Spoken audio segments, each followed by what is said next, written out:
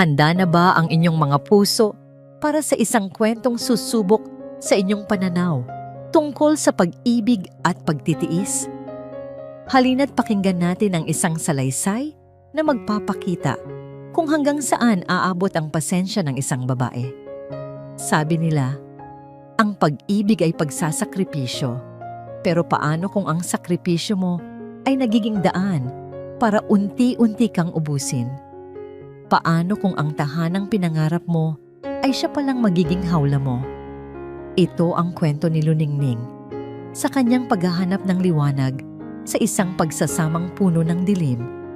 Ang bango ng ginisagisang bawang at sibuyas ay kumakalat sa buong kusina. Humahalo sa malinamnam na amoy ng nilalambot na buntot ng baka. Para sa iba, ito ay simpleng paghahanda lamang para sa hapunan. Ngunit para kay Luningning, ito ay isang dasal, isang ritual, isang panalangin na sana sa pagkakataong ito ay maging sapat na. Pinaghalo niya ang nilusaw na atsuete sa kumukulong sabaw at ang dating maputlang likido ay agad na nagkulay kahel, kasing sigla ng pag-asang pilit niyang binubuhay sa kanyang dibdib. Dahan-dahan niyang isinalin ang dinurog na mani, hinahalo ito ng may pag-iingat hanggang sa lumapot ang sarsa, kare-kare. Ang paboritong-paborito ng kanyang asawang si Dante, isang maliit na talsik ng kumukulong mantika ang tumama sa kanyang braso. Napakislot siya, ngunit hindi niya ito ininda. Sanay na siya sa mga maliliit na paso at hiwa na natatamo niya sa kusina. Ang mga yon ay baliwala kumpara sa mga sugat na hindi nakikita ng mata. Ning, maluluto na ba yan? Kanina pa kumakalam ang sikmura ko. Ang matinis na boses ng kanyang biyenan, si Aling Concha, ay tumusok sa hangin mula sa sala. Malapit na po, Mama. Pinapakuluan ko na lang po ng kaunti para mas lumambot ang karne. Sagot ni Luningning. Pilit na pinatatag ang kanyang boses. Ilang sandali pa, inihain na niya ang lahat sa mesa. Ang mainit na kare-kare na may kasamang sitaw, talong at pechay. Ang bagoong na siya mismo ang gumisa, ang isang kalderong puno ng bagong saing na kanin, isang piging na karapat-dapat para sa isang hari. Ngunit sa bahay na ito, pakiramdam niya ay isa lamang siyang alipin. Naupo si Dante sa kabisera, pagod mula sa trabaho. Hindi man lang siya nito tinapunan ng tingin. Si Aling Concha naman ay agad na sumandok ng sarsa at tinikman ito. Sumimangot ang matanda. Ang mga labi ay kumibot na, para bang nakatikim ng suka. Ano ba to, Luningning? Medyo matabang yata, at bakit parang kulang sa lapot? Anito? Habang nakataas ang isang kilay, napayuko si Luningning. Ganoon po ba, Mama? Sinunod ko naman po yung dating timpla. Hindi, mabilis na sabi ni Aling Concha. Mas masarap pa rin ang luto ni Clarice, yung dating nobya ni Dante. Nako, kapag yun ang nagluto ng kare-kare, tamang-tama ang lapot at nanunuot talaga ang lasa ng mani. Di ba, anak? Sabay baling kay Dante. Natigilan si Luningning. Hinintay niya ang pagtatanggol ng kanyang asawa. Isang salita lang. Isang tingin lang na nagsasabing tumigil na ang ina nito. Ngunit si Dante ay nagkibit-balikat lamang. Okay naman, Ma? Pwede na? Sabi nito habang patuloy sa pagkain. Pwede na? Ang dalawang salitang iyon ay parang punyal na bumaon sa puso ni Luningning. Ang buong hapon na pagod niya, ang pag-asang inipon niya, lahat ay naglaho dahil sa pwede na. Hinawakan niya ang kamay ni Dante sa ilalim ng mesa, isang tahimik na pakiusap, ngunit marahas, na inalis ni Dante ang kamay niya. Ano ba, Ning? Kumakain ako. Malamig na sabi nito. Makinig ka na lang kay Mama. Para sa susunod, mas sumarap yang luto mo. Para naman yan sa tin. Para sa kanila. O para sa kanya.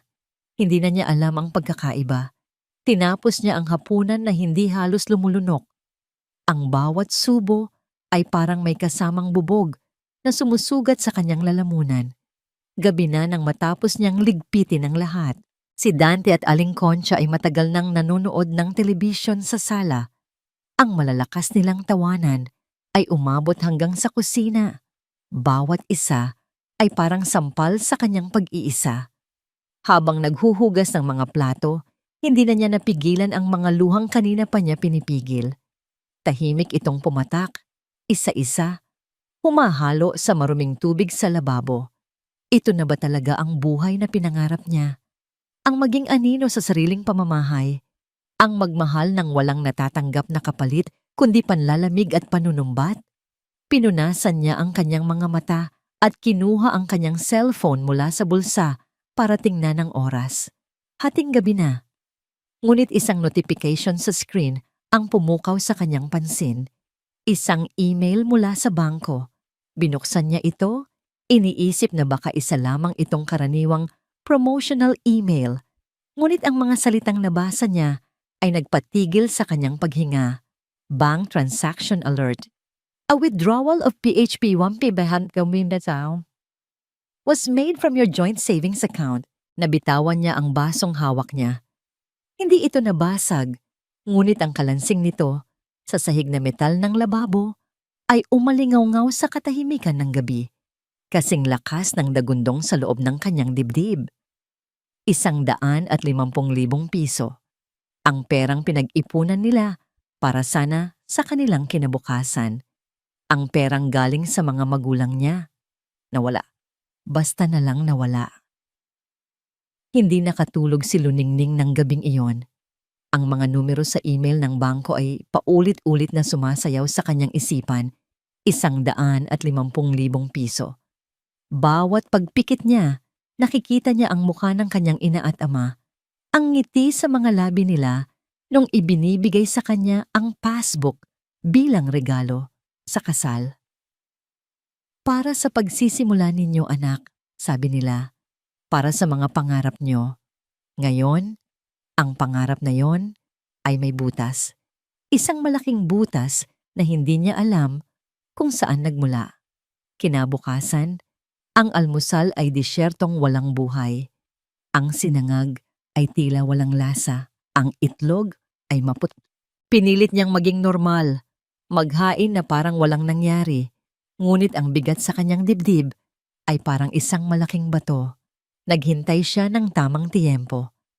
Nang tumayo si Aling Concha para kumuha ng tubig, doon niya sinubukan. Dante, panimula niya. Ang boses ay mas mahina kaysa sa kanyang inaasahan. May gusto sana akong itanong. Hindi nag-angat ng tingin si Dante mula sa kanyang cellphone. Ano yon? Bilisan mo, may late na ako. Tungkol sa savings account natin. Nakatanggap kasi ako ng email kagabi. May malaking withdrawal. Agad na tumigas ang panga ni Dante. Ibinaba niya ang cellphone nang may kalabog sa mesa. Bakit mo pinakikialaman yon? Hindi sa pinakikialaman, asawa mo ako, Dante. Account nating dalawa yon. Nasaan ang pera? Tanong ni Luningning. May panginginig na sa kanyang boses. Huwag kang ngang mag-alala dyan. Pera lang yan, inis na sagot ni Dante. May pinaglaanan ako. Trabaho ng lalaki yan. Huwag mo nang problemahin. Trabaho ng lalaki? Gulat na ulit ni Luningning. Pero pera ng magulang ko ang karamihan doon. Sakto namang bumalik si Aling Concha sa mesa. May daladalang baso ng tubig. Narinig niya ang huling sinabi ni Luningning. Aba, ano itong naririnig ko? Nag-aaway kayo dahil sa pera? Anito, umupo at tiningnan si Luningning mula ulo hanggang paa. Iya, kung gaano ka kahusay magluto, sana ganoon ka rin kahusay mag-alaga ng asawa mo. Ang mga lalaki, na-stress yan sa trabaho. Imbes na dagdagan mo, dapat ay sinusuportahan mo. Puro ka na lang gastos at reklamo. Isang sampal na walang kamay. Napayuko si Luningning, kinagat ang kanyang labi para pigilan ang pag-iyak. Wala na siyang nagawa, kundi ang manahimik habang tinapos ni Dante ang kanyang kape at umalis nang walang paalam. Nang hapong iyon, habang nag-aayos ng bahay, Inutusan siya ni Aling Concha na linisin ang kwarto nito. Para kay Luningning, ito ay isang paalala ng kanyang katayuan sa pamamahay na iyon. Habang nagpupunas ng alikabok sa ibabaw ng lumang aparador ng biyenan, may nasagi ang kanyang siko. Isang maliit na kahon na gawa sa kahoy ang nahulog sa sahig. Naku! Bulong niya sa sarili. Nang damputin niya ang kahon, bumukas ang takip nito at kumalat ang laman sa sahig. Mga lumang litrato, ilang butones, at isang kulay kape na sobre. Walang pangalan, walang marka. Dinala ng kuryosidad, pinulot niya ito. Magaan lang. Ngunit nang buksan niya, ang laman nito ang nagpabigat sa buong mundo niya. Mga opisyal na dokumento, papel na may letterhead ng isang investment company, mga chart na may mga linyang pula na lahat ay pabulusok, at sa ibabaw ng bawat papel, malinaw na nakasulat ang pangalan, Dante Montecillo. Nanginginig ang mga kamay niya habang binabasa ang mga detalye. Isang investment sa isang negosyong hindi pamilyar sa kanya. Petsa ng transaksyon, 2 linggo na ang nakalipas, at ang halaga ng puhunan, 150,000 piso. Sa ilalim nakasulat sa malalaking pulang letra, Account closed. Total loss. Nanlamig ang buong katawan ni Luningning. Ang hangin ay tila naubos sa kanyang baga. Ang pera ng mama at papa niya. Ang perang paulit-ulit na sinabi ni Dante na, "Huwag problemahin." Narito, natunaw, naglaho sa isang iglap, at ang katibayan ng lahat ng ito ay hindi niya natagpuan sa gamit ni Dante. Natagpuan niya ito sa loob ng kahon ng mga lihim ng kanyang biyenan. Si Aling Concha, alam niya, malamang kasabwat pa siya. Napaupo siya sa sahig, hawak-hawak ang mga papel na parang hatol sa kanyang kamatayan. Ang mga luhang kanina niya pa pinipigilan ay bumuhos na nang walang tigil. Hindi ito dahil sa pera. Ito ay dahil sa kataksilan. Nilinlang siya. Pinagnakawan siya ng sarili niyang asawa sa ilalim ng basbas ng sarili niyang biyenan. Sa gitna ng kanyang paghikbi, bumukas ang pinto ng silid. Pumasok si Dante. Nakakunot ang noo. Marahil ay nagtataka kung bakit siya naroroon. Ngunit nang makita nito ang mga papel na hawak ni Luningning, ang mga papel na naglalaman ng kanyang kasalanan, ang ekspresyon nito ay nagbago. Mula sa pagtataka, naging pagkagulat. At mula sa pagkagulat, naging purong-purong pagkataranta. Ang tanging nasabi nito, ang boses ay basag. Tumingala si Luningning. Ang mga mata niya ay namumugto at puno ng sakit. Hindi na siya ang asawang mahinahon. Sa mga mata niya ngayon ay may apoy na nagsisimula ng mag-alab. Ang katahimikan sa loob ng silid ni Aling Concha ay mabigat, halos nakakabingi. Tanging ang tunog lamang ng panginginig ng mga papel sa kamay ni Luningning ang maririnig. Si Dante ay nakatayo sa may pinto, parang isang estatwang nabuhusan ng malamig na tubig. Ang muka ay namumutla. "Ipaliwanag mo," basag ni Luningning sa katahimikan. Ang kanyang boses ay hindi pa sigaw, ngunit puno ito ng lamig at bigat na mas matalim pa sa anumang sigaw. "Ipaliwanag mo kung bakit ang perang pinaghirapan mo. Pinaghirapan ng mga magulang ko ay naging abo na lang sa kamay mo." Lumunok si Dante, nagsimulang humakbang palapit. "Magpapaliwanag ako. Pakinggan mo muna ako." "Huwag kang lalapit," mariing sabi ni Luningning. At si Dante ay natigilan. "Pipinaniwala ako, Ning. Pinsan ko. May inalok siyang negosyo. Sabi niya sigurado raw ang kita. Malaki. Inisip ko para sa tinto, para sa kinabukasan natin." Nagmamakaawang paliwanag ni Dante, ang mga matay nagsisimula ng mamasa. "Para sa tin? O para matustusan ang mga luho ng pamilya mo?" Sumbat ni Luningning, ang galit ay nagsisimula nang kumawala. "Bakit hindi mo sinabi sa akin, Dante? Bakit kailangan mong magsinungaling? Bakit kailangan mong magnakaw mula sa sarili mong asawa?" "Hindi ako nagnakaw," depensa ni Dante. Tumaas na rin ang boses. Gagamitin ko lang sana. Babawi rin tayo. Babawi? Saan? Halos pasigaw na tanong ni Luningning. Itinutok ang mga papel kay Dante. Nakalagay dito, Dante. Total loss. Ubos. Wala na. At bakit nasa aparador to ng nanay mo? Bakit? Sakto sa tanong na yon, bumukas ang pinto at pumasok si Aling Concha. Dala ang kanyang rosaryo. Natigilan siya nang makita ang tensyonadong eksena. Ang kanyang mga mata ay agad na dumapo sa mga papel na hawak ni Luningning. Anong kaguluhan ito? Tanong ng matanda. Ngunit alam na alam ni Luningning na isa lamang itong pagkukunwari. Ito po, Mama, sabi ni Luningning. Tumayo at hinarap ang biyenan. Ang sagot sa lahat ng pagtitipid ko. Ang sagot kung bakit kahit 1 kilong bigas, kailangan ko pang ipagpaalam sa inyo. Dahil pala, nilustay na ng anak ninyo ang perang para sana sa kinabukasan namin. Sa halip na magpakita ng pagkagulat o pagsisisi, isang malamig na ngisi ang gumuhit sa labi ni Aling Concha. Lumapit ito at kinuha ang mga papel mula sa kamay ni Luningning. At ano ngayon? Mataray na sabi nito. Pera lang yan. Ang mahalaga, sinubukan ng anak ko na umasenso. Ikaw, ano bang ambag mo dito sa bahay kundi ang magluto at maglinis?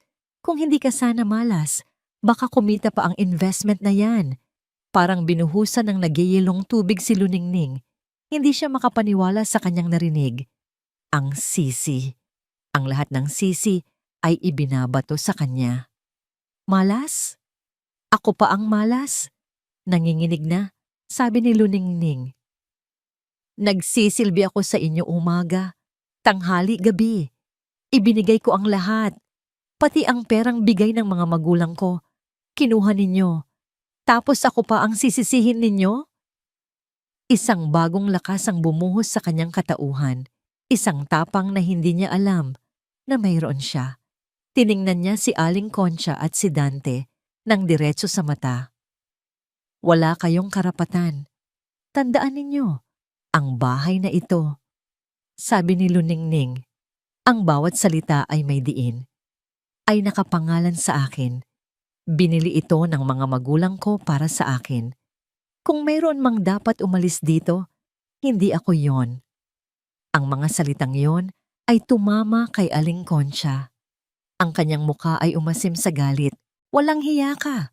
Matapos ka naming pakainin at patirahin dito, ganyan pa ang isusumbat mo? Pakainin? Bawat butil ng kanin na isinusubo ninyo ay galing sa allowance na ibinibigay ng mga magulang ko, sagot ni Luningning. Ang pagtatalo ay umabot na sa sukdulan. Si Dante, na kanina pa walang imik at nakikinig lamang sa bangayan ng kanyang asawa at ina, ay tila natauhan, ngunit sa halip na mamagitan para sa katarungan, pinili niya ang dugo. Tama na, Ning! Sigaw niya, itinulak ng bahagya si Luningning palayo sa kanyang ina. Respetuhin mo naman ang nanay ko. Paano naman ako, Dante? Kailan mo ako irerespeto? Umiiyak na tanong ni Luningning, dinuduro ang sarili. Ako ang asawa mo. Ina ko pa rin siya. Ang mga sigawan ay umalingaw-ngaw. Si Aling Concha, sa likod ng kanyang anak, ay nagbubuga ng apoy. Palayasin mo na yan, Dante. Isang babaeng walang utang na loob. Sa gitna ng kaguluhan, sa tindi ng galit at pagkalito, itinaas ni Dante ang kanyang kamay. Isang malakas na sampal ang dumapo sa pisngi ni Luningning. Ang tunog ay umalingaw-ngaw sa silid, mas malakas kaysa sa lahat ng sigaw. Agad na natahimik ang lahat. Napahawak si Luningning sa kanyang pisngi, hindi dahil sa sakit, kundi dahil sa matinding pagkabigla. Ang hapdi ay kumalat, ngunit mas masakit ang kirot sa loob ng kanyang puso. Dahan-dahan siyang napaluhod sa sahig, hindi dahil sa lakas ng sampal, kundi dahil sa bigat ng katotohanang bumagsak sa kanya. Ang lalaking pinangakuan niyang mamahalin habang buhay, ang lalaking dapat sana'y kanyang tagapagtanggol, ay siya mismong nanakit sa kanya. Tiningnan niya si Dante. Sa mga mata nito, nakita niya ang bahagyang pagsisisi, ngunit natabunan ito ng takot. Takot sa sariling ina. At sa sandaling iyon, naintindihan ni Luningning ang lahat. Tapos na. Ang pag-ibig na inalagaan niya. Ang pasensyang inipon niya. Ang pag-asang binuo niya. Lahat ay nagkadurog-durog. Kasabay ng pagbagsak niya sa sahig. Ang kasal nila ay patay na. Walang nagsalita pagkatapos ng sampal na yon. Ang tanging naririnig ni Luningning ay ang ugong sa loob ng kanyang tainga at ang mabilis na kabog ng kanyang dibdib. Hindi niya alam kung gaano siya katagal na nakaluhod sa sahig. Ang oras ay tila huminto. Nang sa wakas ay nag-angat siya ng tingin, nakikita niya si Aling Concha na may mapanagumpay ng ngiti. Habang si Dante naman ay nakatayo roon, ang kamay na nanampal sa kanya ay nanginginig sa gilid. Ang muka ay puno ng pagsisisi at pagkalito. Ngunit wala na itong halaga. Dahan-dahan siyang tumayo. Hindi ininda ang panlalambot ng kanyang mga tuhod. Walang salitang lumabas sa kanyang bibig. Walang luha. Isang kakaibang kapayapaan ang bumalot sa kanya. Ang kapayapaan ng pagtanggap. Pagtanggap na wala nang dapat pang ilaban. Nilagpasan niya ang mag-ina na parang hangin at nagtuloy sa kanilang kwarto. Isinara niya ang pinto at nilak ito. Napasandal siya sa malamig na kahoy at doon, sa kaligtasan ng pag-iisa, hinayaan niyang bumagsak ang bigat ng kanyang katawan. Huminga siya ng malalim, pinakiramdaman ng hapdi sa kanyang pisngi. Ang pisikal na sakit ay nagsilbing paalala ng mas malalim na sugat. Ilang katok ang narinig niya mula sa labas. "Ning, mag-usap tayo." Boses ni Dante, puno ng pagsusumamo. Hindi siya sumagot. Ipinikit niya lang ang kanyang mga mata. Ang kwartong iyon, na dati saksi sa kanilang mga pangarap, ngayon ay parang isang kulungan. Ngunit sa isang sulok, may isang maliit na espasyo na sa kanya lang. Isang maliit na mesa kung saan nakapatong ang kanyang laptop, ang kanlungan niya, ang kanyang munting silid ng mga pangarap. Umupo siya sa harap nito at binuksan. Ang liwanag mula sa screen ay tumama sa kanyang mukha. Bumungad sa kanya ang huling dokumentong binuksan niya, ang draft ng kanyang cookbook. Mga lihim na sangkap ni Lola, ang pansamantalang titulo. Naroon ang mga litrato ng mga putahing niluto niya, ang mga kwento sa likod ng bawat recipe na minana pa niya sa kanyang lola. Ito ang kanyang kayamanan, ang tanging bagay na hindi kayang angkinin o sirain ng mga Montesillo. Ito ang kanyang pag-asa. Dahil sa naisip, kinuha niya ang kanyang cellphone. Nanginginig ang mga daliri niya habang hinahanap ang isang pangalan sa kanyang contacts. "Gigi? Hello, Ning? Napatawag ka?" Ang masayang boses ng kanyang matalik na kaibigan, si Ginhawa, ay tumagos sa kabilang linya. Ngunit agad itong napalitan ng pag-aalala. "Okay ka lang? Bakit parang umiiyak ka ba?" At doon, ang pader na itinayo ni Luningning ay gumuho. Ang mga luhang hindi niya inilabas sa harap ni Dante at Aling Concha ay bumuhos na parang agos ng sirang dam. Humikbi siya. Ang bawat salita ay putol-putol habang ikinukwento niya ang lahat. Ang nawalang pera, ang mga kasinungalingan, ang panunumbat, at ang pinakamasakit sa lahat, ang sampal. Sa kabilang linya, si Ginhawa ay tahimik na nakikinig. Walang paghuhusga, tanging pakikiramay. Hayop siya, ang mariing bulong ni Gigi nang matapos siyang magkwento. Hayop silang mag-ina. "Ning, umalis ka na dyan. Ngayon na." "Hindi ko alam kung saan ako pupunta." Mahinang sagot ni Luningning. "Dito ka sa akin. Alam mo yan." Mabilis na sabi ni Ginhawa. "Hindi mo deserve yan, Ning. Masyado kang mabuti para sa kanila. Kailangan mong iligtas ang sarili mo. Ihanda mo na ang daan para sa pag-alis mo." Ang mga salita ni Ginhawa ay parang isang salbabida na inihagis sa kanya habang siya'y nalulunod. Iligtas ang sarili mo. Pagkatapos ng tawag, pinunasan ni Luningning ang kanyang mga luha. Mayroon ng determinasyon sa kanyang mga mata.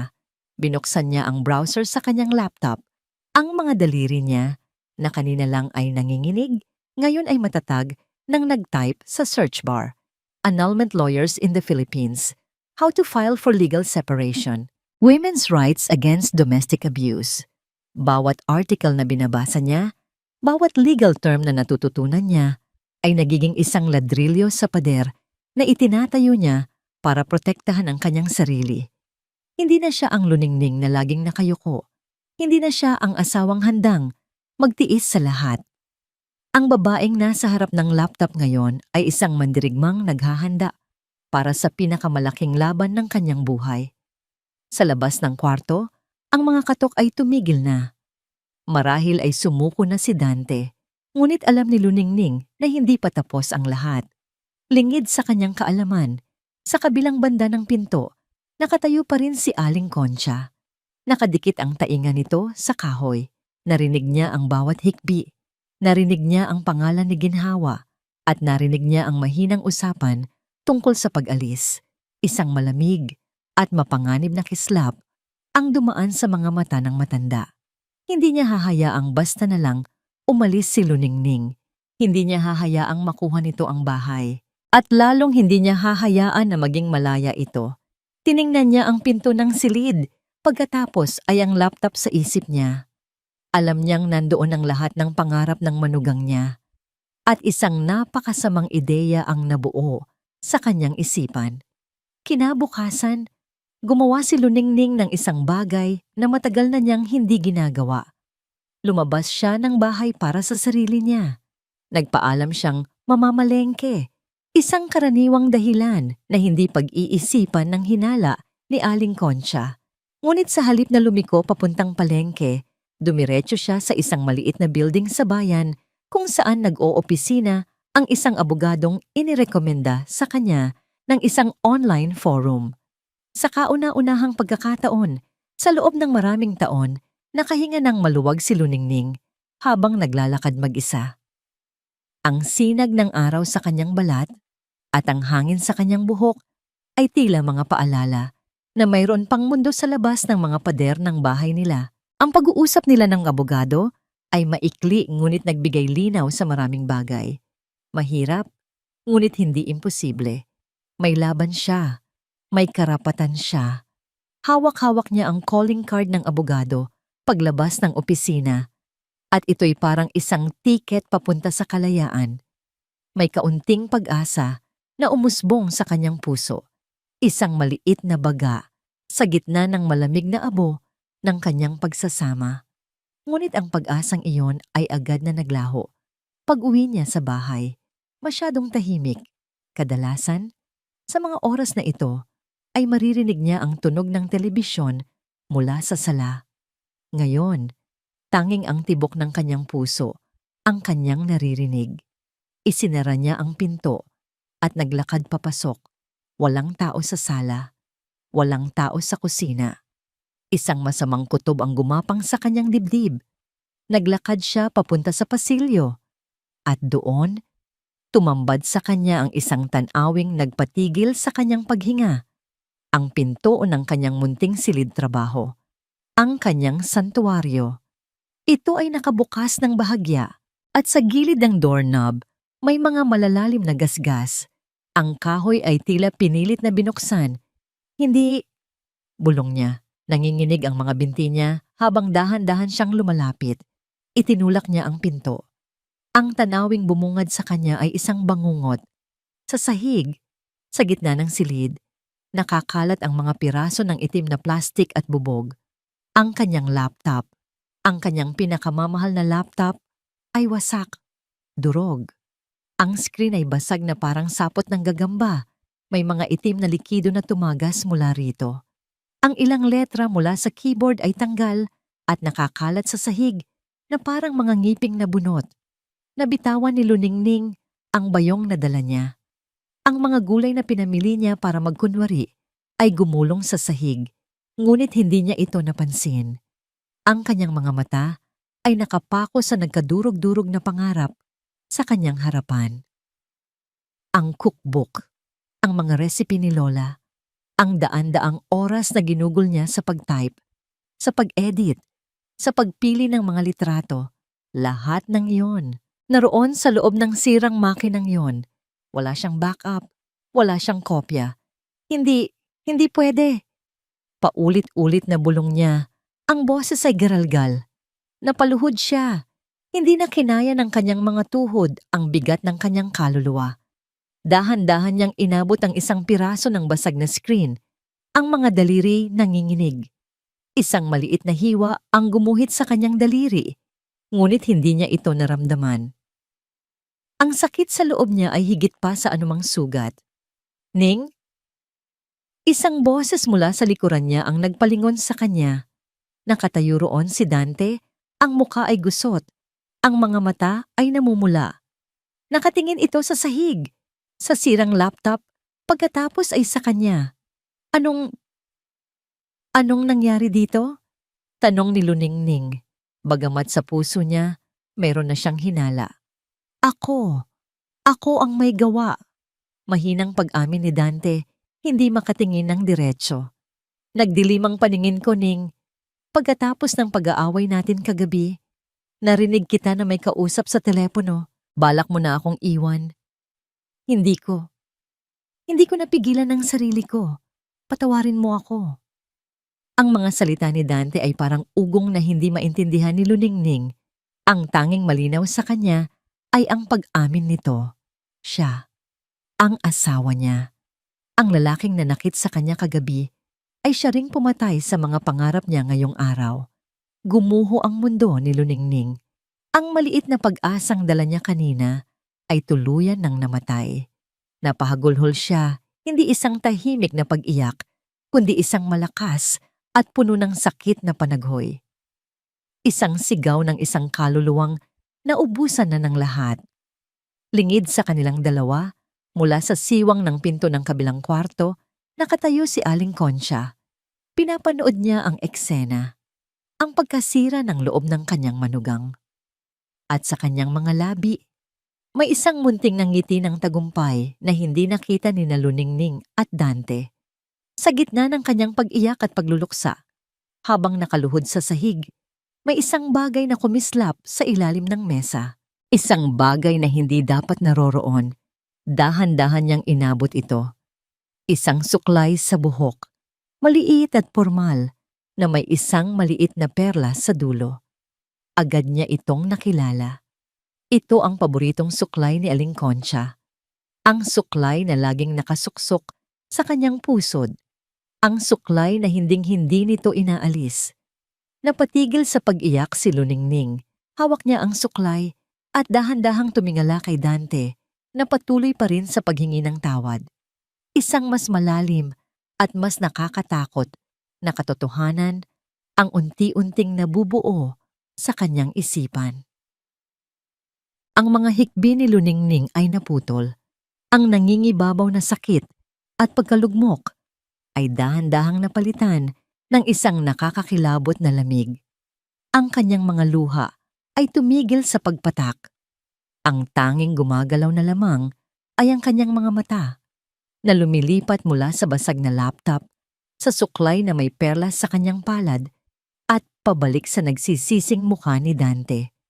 Patawarin mo ko, Ning. Please, hindi ko sinasadya. Patuloy pa rin sa pagmamakaawa si Dante. Dahan-dahang tumayo si Luningning mula sa sahig.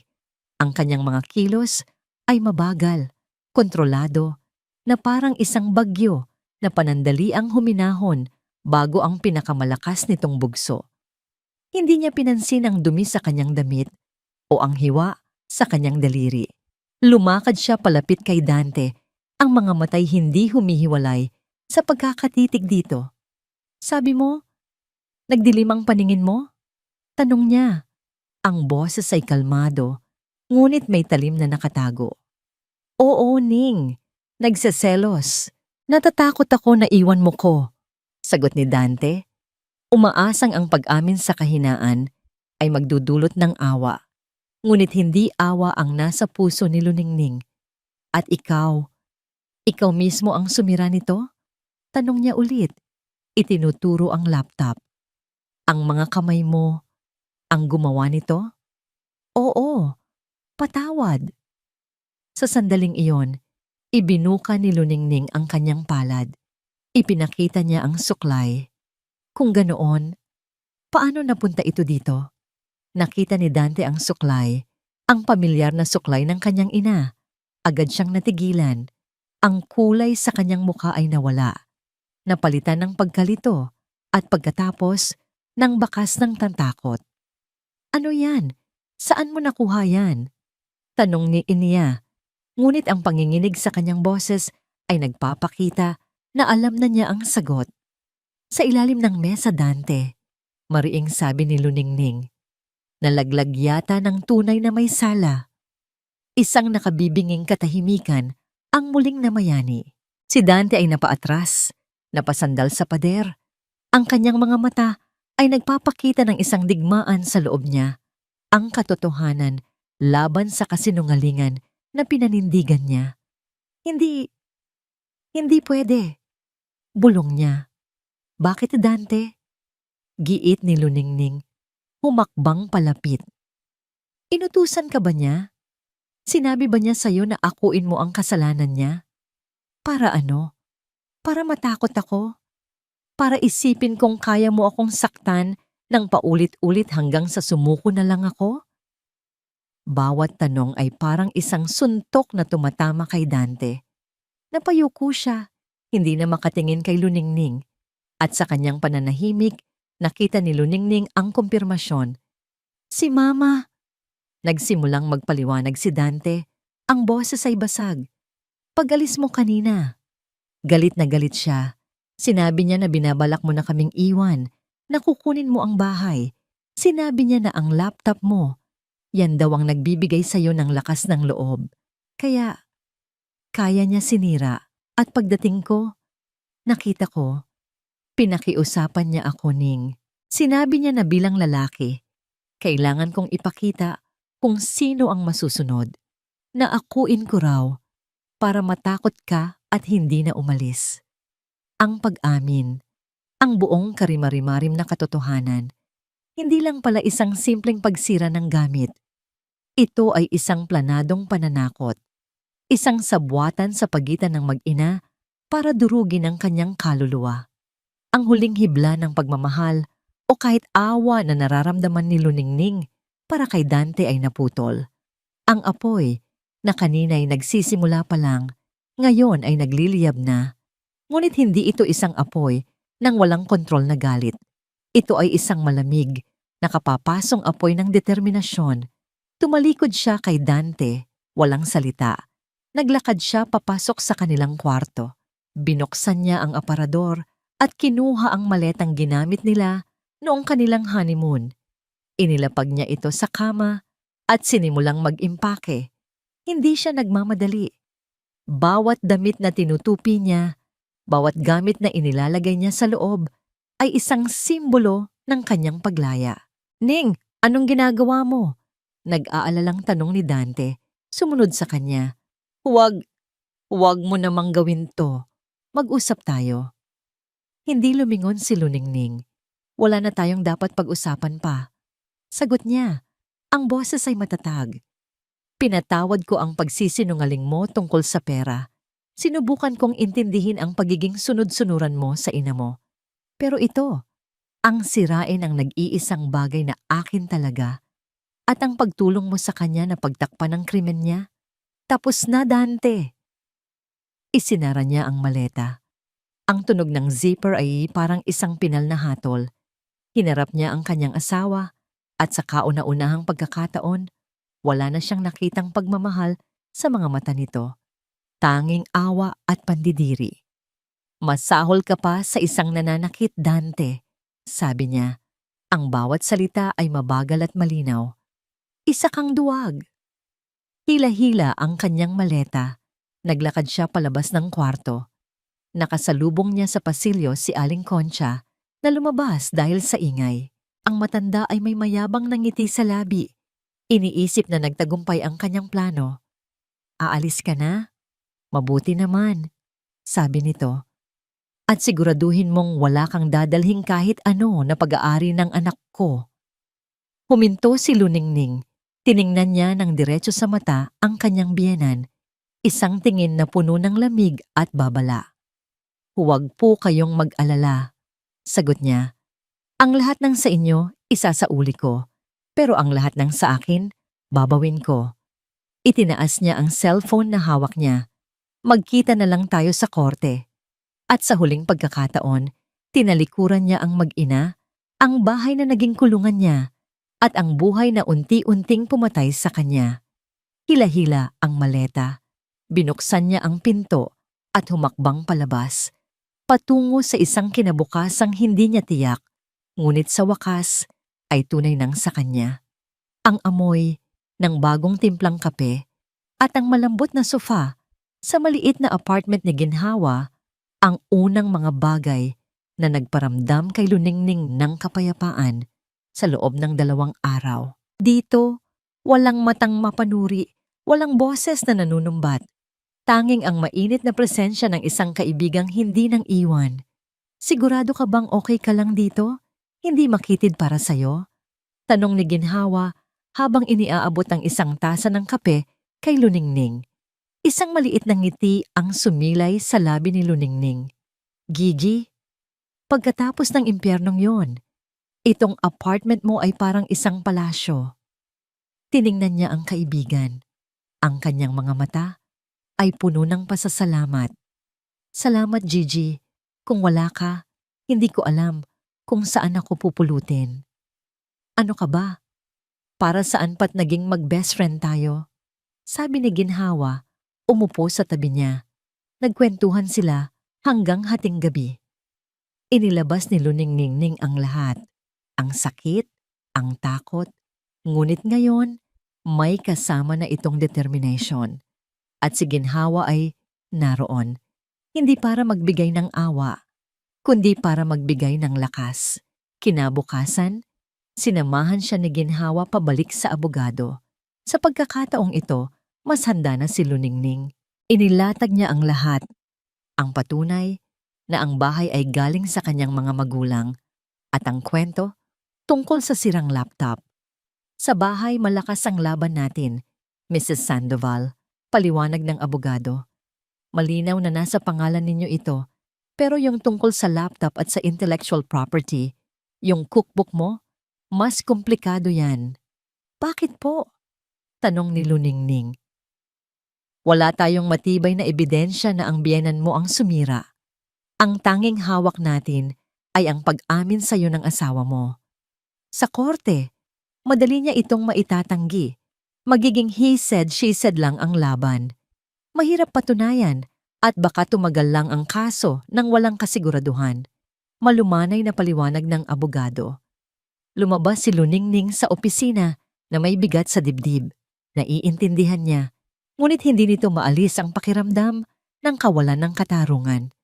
Ang pinakamahalagang bagay na ninakaw sa kanya ay ang bagay na hindi niya kayang bawiin sa pamamagitan ng batas. Habang nasa biyahe pa uwi, tahimik lang siya. Kailangan niya ng pera para sa mga gastusin sa kaso at para sa pang-araw-araw. Paano siya magsisimula kung ang tanging puhunan niya, ang kanyang mga recipe, ay nakakulong sa isang basag na makina? Nang gabing iyon, nagluto si Luningning ng kanyang specialty, adobong manok at baboy na pinatuyo sa sarili nitong mantika. Ang bango nito ay kumalat sa buong apartment. Grabe, Ning, ito yun eh. Ito yung namimiss ko, sabi ni Ginhawa habang sarap na sarap sa pagkain. Alam mo, kung ibebenta mo to, siguradong magiging milyonarya ka. Isang biro lang yon, ngunit para kay Luningning, ito ay isang bumbilyang umilaw. Tiningnan niya si Ginhawa, pagkatapos ay ang natitirang adobo sa plato. Pwede kaya? Kinabukasan, nang may kaba at pag-aalinlangan, kumuha siya ng litrato ng niluto niyang panibagong batch ng adobo. Sa tulong ni Ginhawa, gumawa siya ng isang simpleng post sa kanyang personal na social media account. Para sa mga naghahanap ng lutong bahay na siguradong magbabalik sa inyo sa alaala ng inyong kabataan, sinubukan ko lang pong magluto ng aking special adobo flakes. Available in tubs. For orders, please send me a message. Salamat po. Nanginginig ang kamay niya nang i-click niya ang post button. Pakiramdam niya ay inilalantad niya ang kanyang sarili sa buong mundo. Paano kung walang pumansin? Paano kung pagtawanan lang siya? Ngunit ilang minuto lang ang lumipas, isang notification ang dumating. Isang kaibigan ni ginhawa. Wow, mukhang masarap. Magkano isa sis? Pa-reserve ako ng 2. Nasundan pa ito ng isa pa. At isa pa. Mga kaibigan, mga dating katrabaho, mga kamag-anak na nakakita sa post. Bago matapos ang araw, ubos na ang 10 tube na ginawa niya. Sa kauna-unahang pagkakataon, sa loob ng napakatagal na panahon, isang tunay na ngiti ng tagumpay ang gumuhit sa labi ni Luningning. Hawak niya ang maliit na perang kinita niya at pakiramdam niya ay mas mayaman pa siya kaysa dati. Dahil ang perang ito, galing sa sarili niyang pawis. Galing sa sarili niyang talento. Naging regular ang kanyang pagbebenta. Mula sa adobo, gumawa siya ng Bicol Express pagkatapos ay laing. Ang bawat order ay nagbibigay sa kanya ng lakas. Ang bawat positibong komento ay unti-unting naghihilom sa kanyang mga sugat.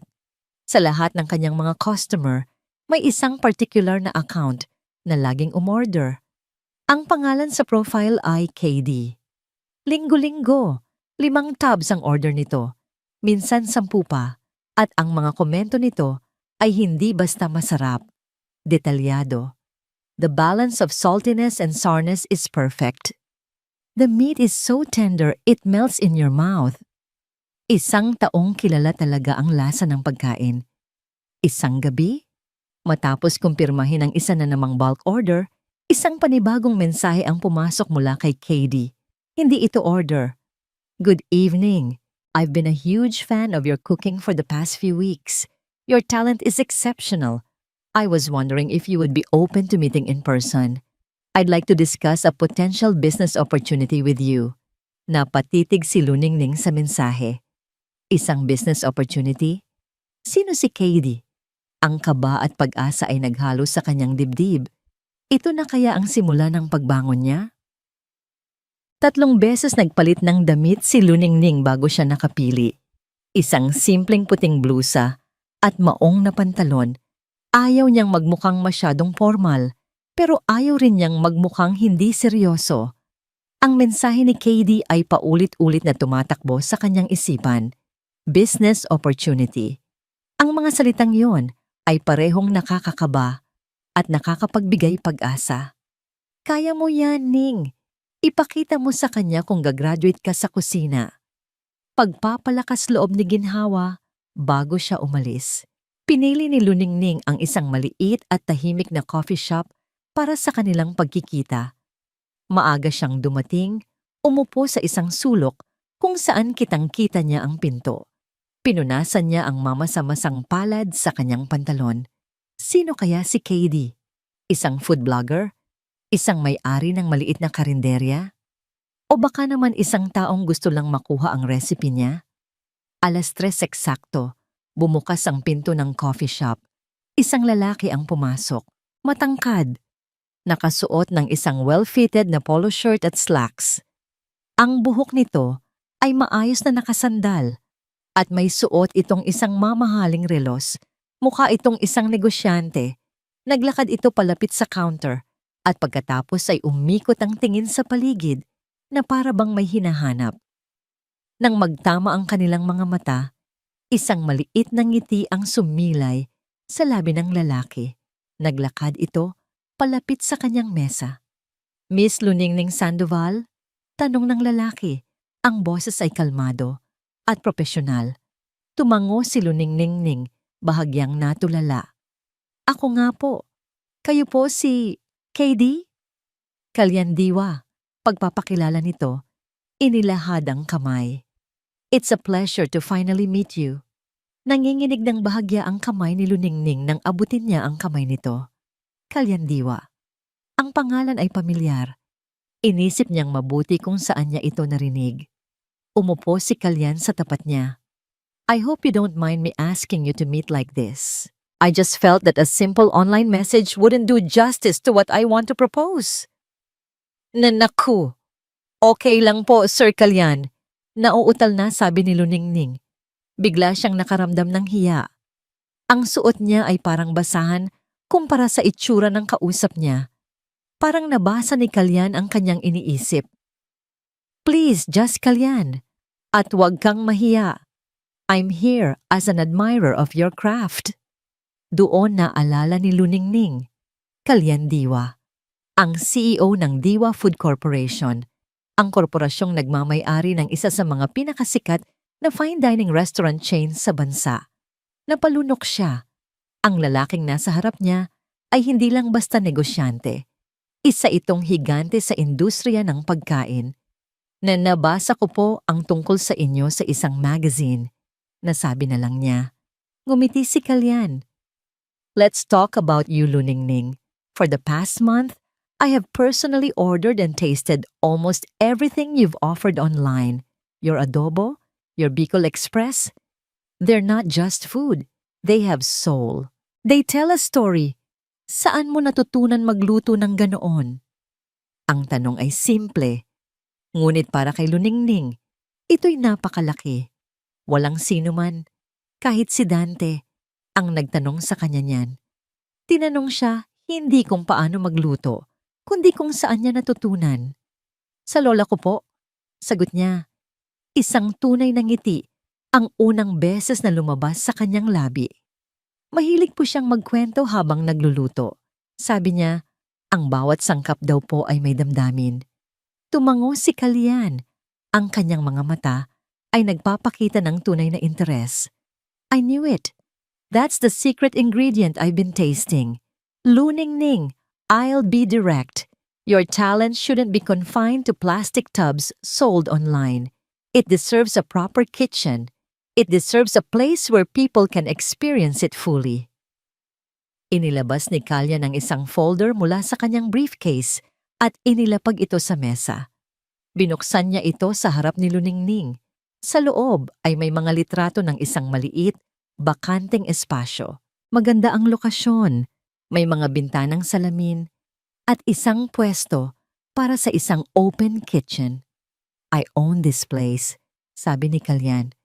I was planning to open another branch of my restaurant here, but after tasting your food, I had a much better idea. I want to invest in you. I want to help you open your own restaurant. We'll be partners. I'll handle the business side, and you just have to cook from the heart.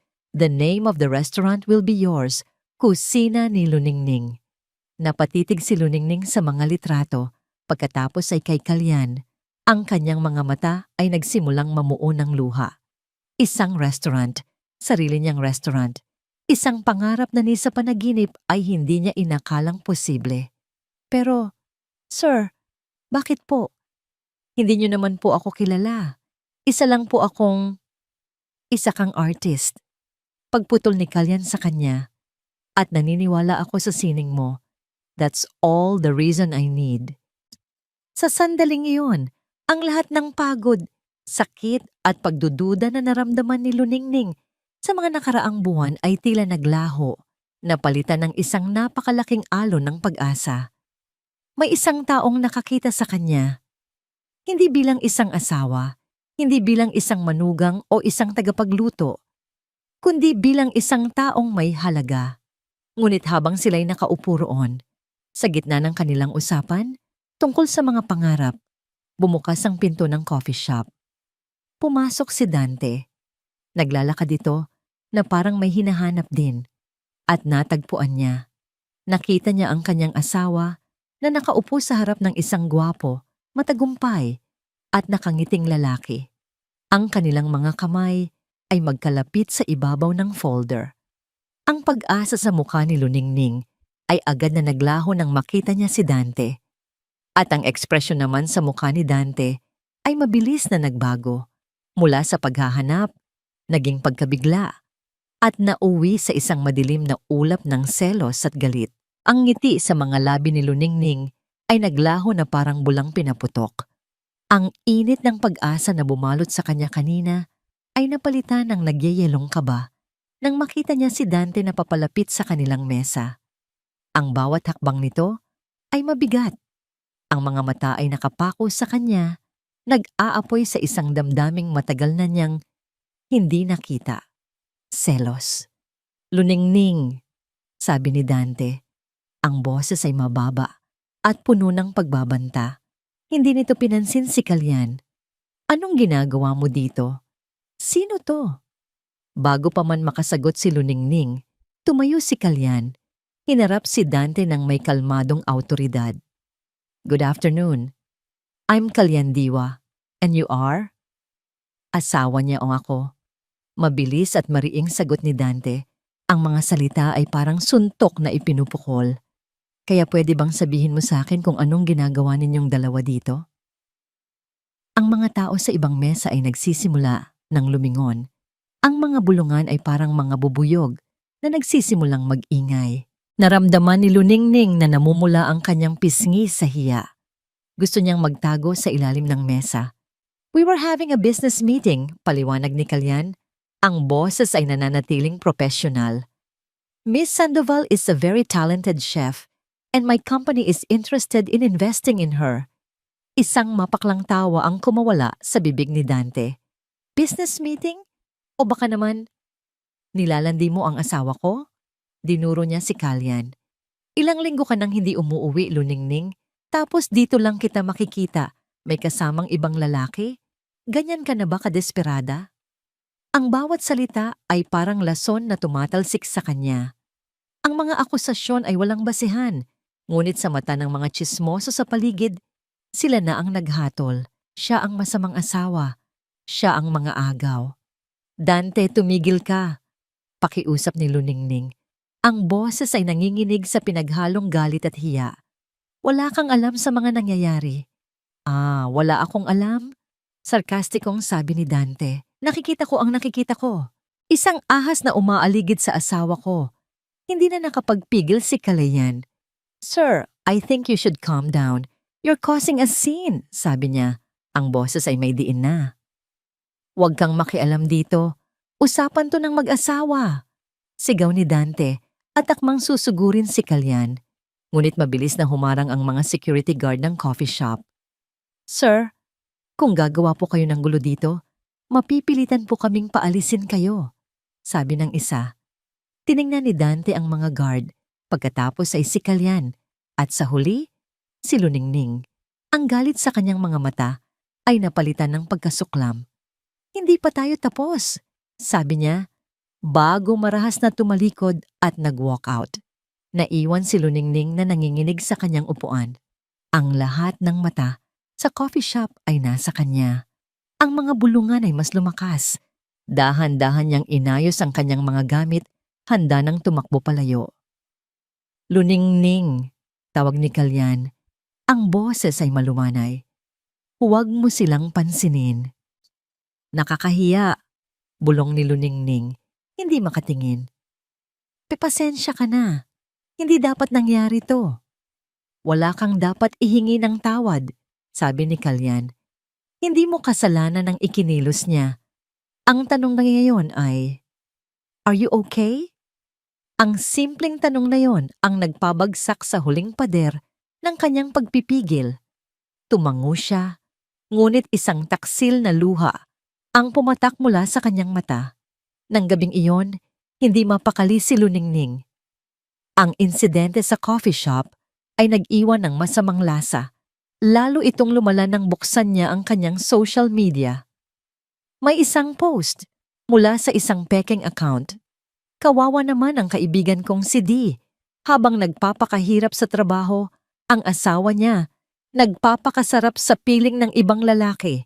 Nagbebenta-benta lang ng ulam online, pero ang totoo, naghahanap ng mayamang kakapitan. Mag-ingat sa mga babaeng mukhang mahinhin, pero ahas pala. Kahit walang pangalan, alam na alam niya kung sino ang tinutukoy. At alam na alam niya kung kaninong estilo ng paninira ang mga salitang iyon. Si Aling Concha. Gumawa sila ng paraan para sirain siya, hindi lang sa personal, kundi pati na rin sa publiko. Ang kanyang munting negosyo, ang tanging bagay na bumubuhay sa kanya. Sinusubukan din nilang patayin. Pinatay niya ang kanyang cellphone at napaupo sa sahig. Ngunit sa halip na magpatalo sa galit at sakit, isang kakaibang determinasyon ang umapaw sa kanya. Hindi na ulit. Hindi na siya magpapatalo. Kinuha niya ang kanyang tripod at inilagay ang cellphone dito. Nag-set up siya sa maliit na kusina ni Ginhawa. Huminga siya ng malalim, pinunasan ang kanyang mga luha at pinindot ang Go Live button. Magandang gabi po sa inyong lahat, panimula niya. Ang boses ay bahagyang nanginginig sa simula, ngunit unti-unting tumatatag.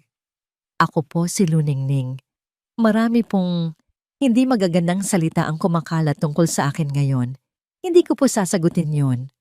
Sa halip may gagawin po ako. Magluluto po ako. At nagsimula siyang magluto. Habang ginigisa niya ang bawang at sibuyas, nagsimula siyang magkwento. Hindi niya binanggit ang pangalan ni Dante o ni Aling Concha. Ngunit ikinuwento niya ang pangarap ng isang babae na makapagluto, ang pagmamahal niya sa bawat sangkap, ang paniniwala niya na ang pagluluto ay isang paraan ng paghilom. Ang kanyang live video na nagsimula sa 10 manonood ay naging 20, naging 50, hanggang sa umabot sa daan-daan. Ang mga tao ay naantig sa kanyang sinseridad. Ang comment section ay napuno ng mga puso at mga mensahe ng suporta. Nang matapos siya, nakahinga siya ng maluwag.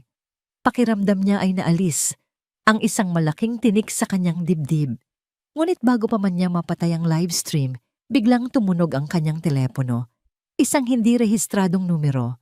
Sinagot niya ito. "Hello, Mrs. Sandoval?" Sabi ng isang boses sa kabilang linya. "Ako po ang abogado ninyo. Pasensya na sa abala. May mahalaga lang po akong sasabihin. May tumawag po sa opisina kanina. Mayroon daw po siyang alam tungkol sa kaso ninyo. Isang testigo. At handa raw po siyang tumestigo pabor sa inyo. Ang mediation room sa korte ay maliit at malamig. Ang hangin ay puno ng tensyon na halos hiniwa mo sa isang kutsilyo. Sa isang panig ng mahabang mesa ay nakaupo si Luningning kasama ang kanyang abogado. Sa kabilang panig, si Dante at si Aling Concha, kasama rin ang kanilang abogado. Ang mukha ni Aling Concha ay puno ng kumpiyansa na para bang isa lamang itong formalidad na kailangan nilang daanan bago sila manalo. Si Dante naman ay hindi mapakali. Iwas ang tingin kay Luningning. Ang unang oras ay ginugol sa paglalatag ng magkabilang panig. Ipinipilit ng kampo ni Dante na ang bahay ay conjugal property at si Luningning ay umalis ng walang sapat na dahilan. Tahimik lang na nakinig si Luningning. Hinahayaan ng kanyang abogado na magsalita. Ang puso niya ay kumakabog ng malakas sa kanyang dibdib, hindi dahil sa takot, kundi dahil sa pag-asam. Your Honor, we maintain that my client, Mrs. Sandoval, was forced to leave their home due to continuous emotional and financial abuse, sabi ng abogado ni Luningning. Furthermore, we have a witness who can attest to the malicious destruction of my client's personal property, which was her primary source of livelihood. Isang mapanuyang tawa ang pinakawalan ni Aling Concha. Sinong testigo? Baka naman yung kalaguyo niya? Bulong nito, sapat na para marinig sa kanilang panig. Sinaway siya ng kanyang abogado. Maari na po bang pumasok ang testigo? Tanong ng abogado ni Luningning sa mediator. Tumango ang mediator. Bumukas ang pinto ng silid. Ang lalaking pumasok ay payat at mukhang kabadong-kabado. Ang kanyang mga mata ay agad na naghahanap sa loob ng silid. At nang makita niya si Dante at Aling Concha, siya'y napalunok. Si Luningning ay napatingin sa kanya, sinusubukang alalahanin kung saan niya nakita ang mukhang iyon. Ngunit sina Dante at Aling Concha ay hindi na kailangang mag-isip. Ang kanilang mga mukha ay sabay na namutla. Ang kumpiyansa ni Aling Concha ay biglang naglaho, na parang bula. "Mark?" Gulat na sabi ni Dante. Anong ginagawa mo dito? Si Mark, ang pinsan ni Dante, ang taong pinagkatiwalaan niya ng pera. Tumayo po kayo para manumpa, sabi ng clerk. Nanginginig na tumayo si Mark at nanumpa. Pagkatapos ay umupo siya sa silyang inihanda para sa kanya. Mr. Mark Reyes, panimula ng abogado ni Luningning. Maaari mo bang sabihin sa amin ang kaugnayan mo kay Mr. Dante Montesillo? Pinsan ko po siya, mahinang sagot ni Mark. At meron ba kayong naging transaksyon sa negosyo nitong mga nakaraang buwan? Nag-atubili si Mark. Tiningnan niya si Aling Concha na pinandidilatan siya ng mga mata, isang tahimik na pagbabanta. Ngunit pagkatapos ay tumingin siya kay Luningning sa mga mata nitong puno ng sakit at isang desisyon ang nabuo sa kanyang mukha. Huminga siya ng malalim. Opo, sabi niya, mas malakas na ngayon. Pero hindi po talaga yon investment. Nalugi po ang maliit na computer shop ko. Malaki po ang utang ko. Humingi po ako ng tulong kay Tita Concha. Isang malakas na sinungaling ang narinig mula kay Aling Concha, ngunit agad siyang pinatahimik ng mediator. At ano ang sinabi niya sa'yo? Tanong ng abogado. Sabi po niya, tutulungan niya ako. Tuloy ni Mark. Pero ang kapalit, kailangan kong palabasin na isang investment ang perang ibibigay sa akin. Gagawa kami ng mga pekeng dokumento. Ang pera daw po ay manggagaling sa joint account nila ni Ate Ning. Paraan daw po iyon para makuha niya ang pera nang hindi nagpapaalam. Ang bawat salita ay parang isang bombang sumasabog sa loob ng silid.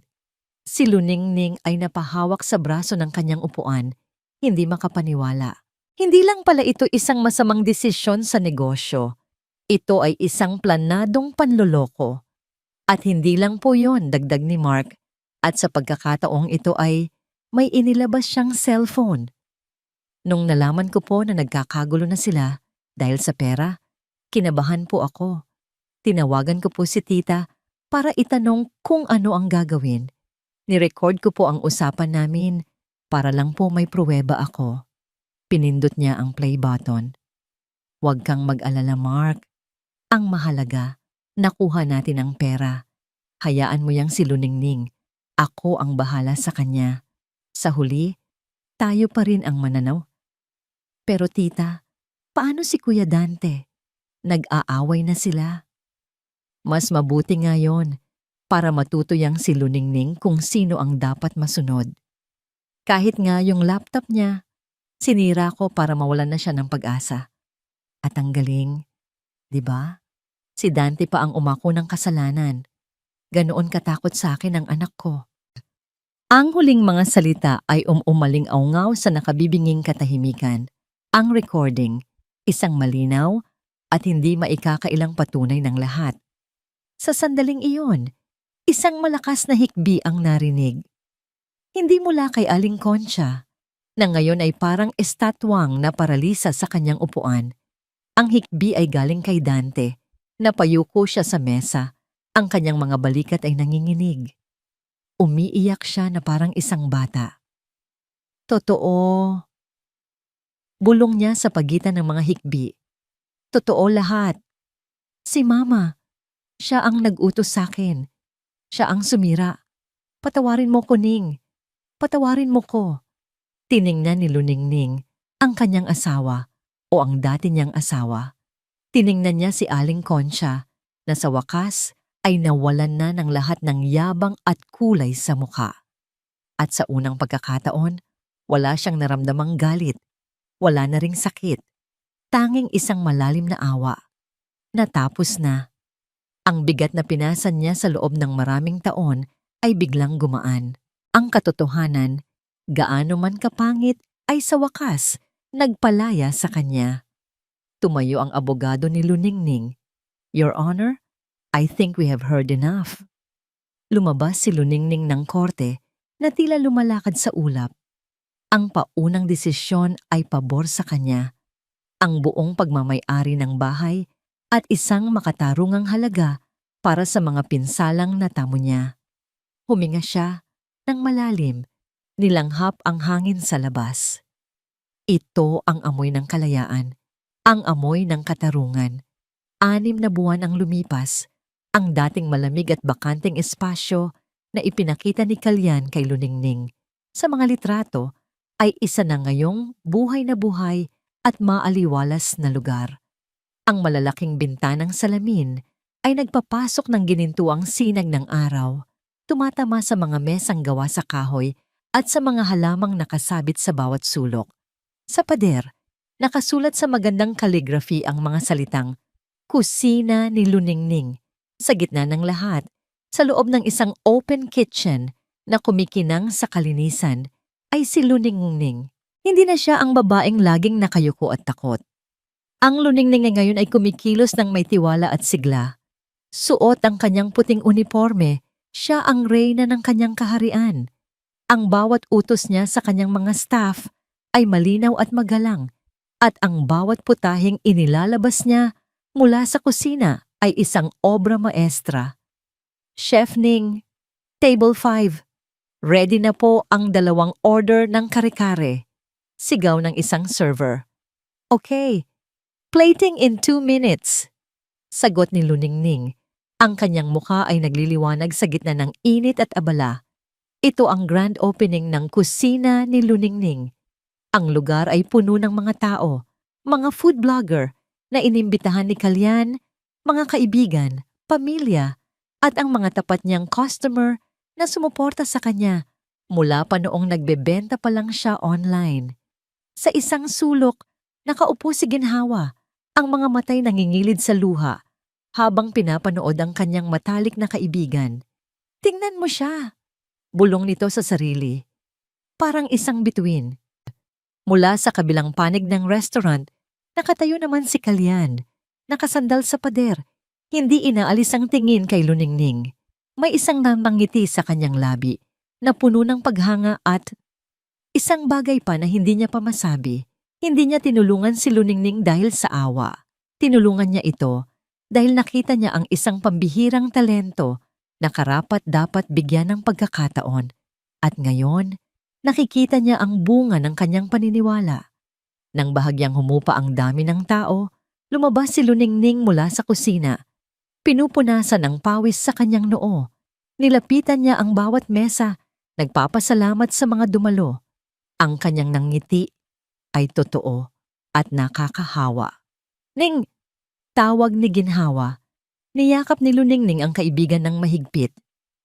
Gigi, hindi mangyayari to kung wala ka, sabi niya. Sus, ano ka ba? Ikaw ang nagluto, ako lang ang tagakain. Biro ni Ginhawa. Pero seryoso, I am so proud of you. Tingnan mo ang sarili mo. Ito ka. Ito ang tunay na ikaw. Nagpatuloy si Luningning sa pag-iikot hanggang sa makarating siya sa kinatatayuan ni Kalyan. So, what do you think, partner? Tanong ni Luningning, may kasamang nangiti. I think, simula ni Kalyan, that I made the best investment of my life. Tiningnan niya si Luningning ng diretso sa mata. Hindi ako nagkamali sa'yo, Ning. You were born for this. Ang papuri mula kay Kalyan ay may ibang bigat.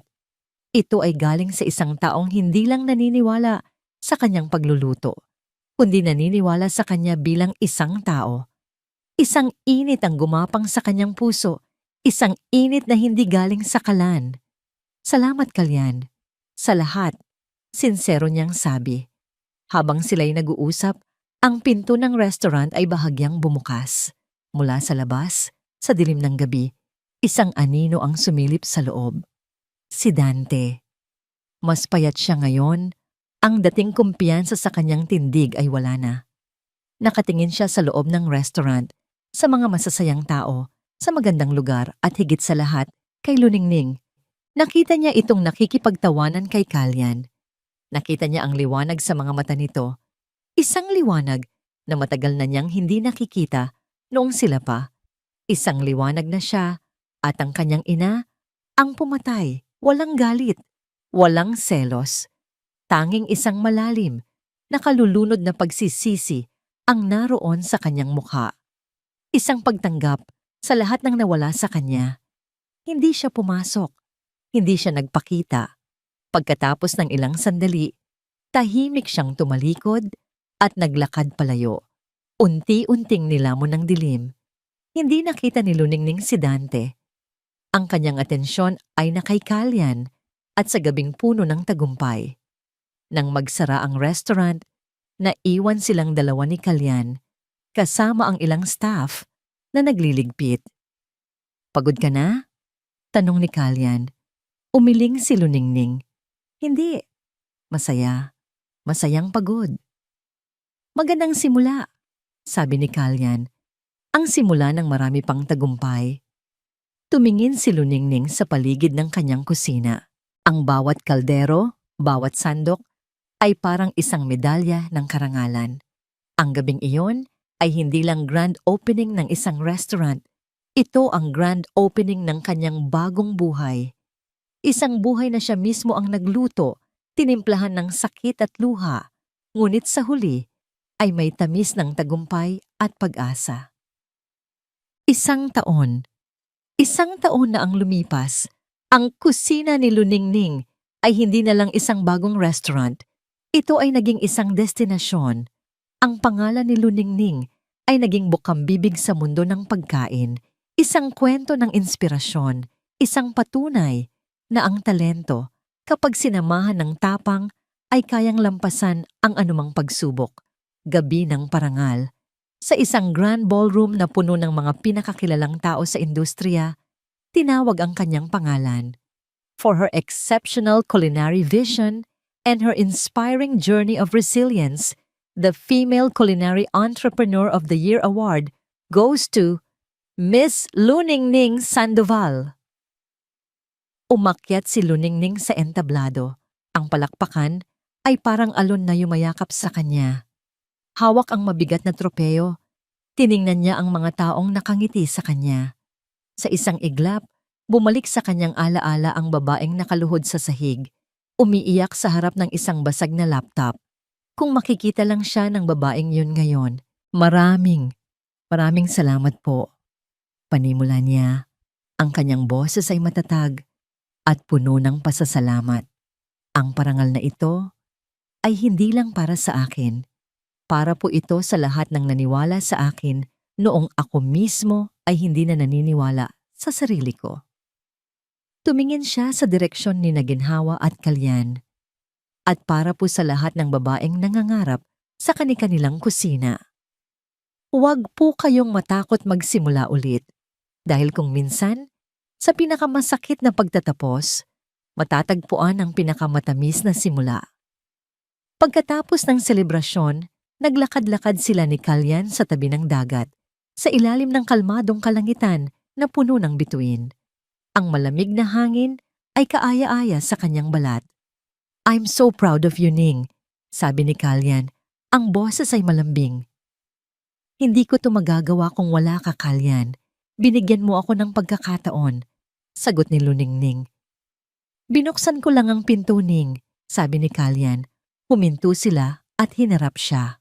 "Ikaw ang nagkaroon ng lakas ng loob na pumasok at angkinin ang lugar na para sa'yo." Dahan-dahan itong hinawakan ang kanyang kamay. At sa bawat hakbang, mas lalo lang kitang hinangaan. Sa mga mata ni Kalyan, nakita ni Luningning ang isang pagtingin na higit pa sa pagiging magkasosyo sa negosyo. Ito ay paggalang, pag-aalaga. Isang pag-ibig na ipinanganak hindi sa simboyo ng damdamin, kundi sa pundasyon ng pag-unawa at suporta. Hinigpitan niya ang hawak sa kamay nito. Sa wakas, isang pag-ibig na nagpapalaya, hindi nangungulong.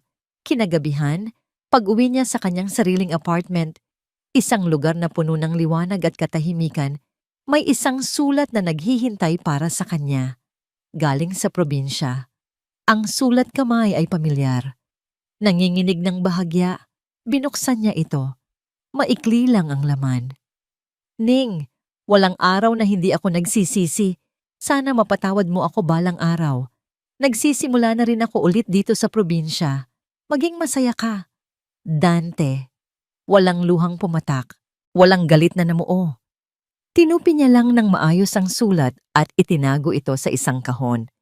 Matagal na niyang pinatawad si Dante, hindi para sa kanya, kundi para sa sarili niya. Ang pagpapatawad ang huling kadena na kailangan niyang kalagin para tuluyan ng makalaya. Isang Sabado ng hapon, sarado ang kusina ni Luningning sa publiko. Ngunit sa loob, ito'y puno ng buhay. Nag-organisa si Luningning ng isang libreng cooking class. Ang kanyang mga estudyante, isang grupo ng mga babaeng mula sa isang shelter, mga inang nagsusumikap na itaguyod ang kanilang pamilya. Mga tulad niya noon na naghahanap ng bagong simula. Okay class, ang sikreto sa masarap na adobo ay hindi lang sa tamang balanse ng suka at toyo. Sabi ni Luningning, ang kanyang ngiti ay abot tenga habang nililibot niya ang bawat isa. Nasa paggisa yan. Kailangan lumabas ang sariling mantika ng baboy. Bigyan niyo ng pasensya, bigyan niyo ng oras. Isang babae sa sulok ang tila nag-aalangan. Ma'am Ning, paano po kung magkamali ako? Sayang naman po ang mga sangkap. Nilapitan siya ni Luningning at marahang hinawakan ang kanyang balikat.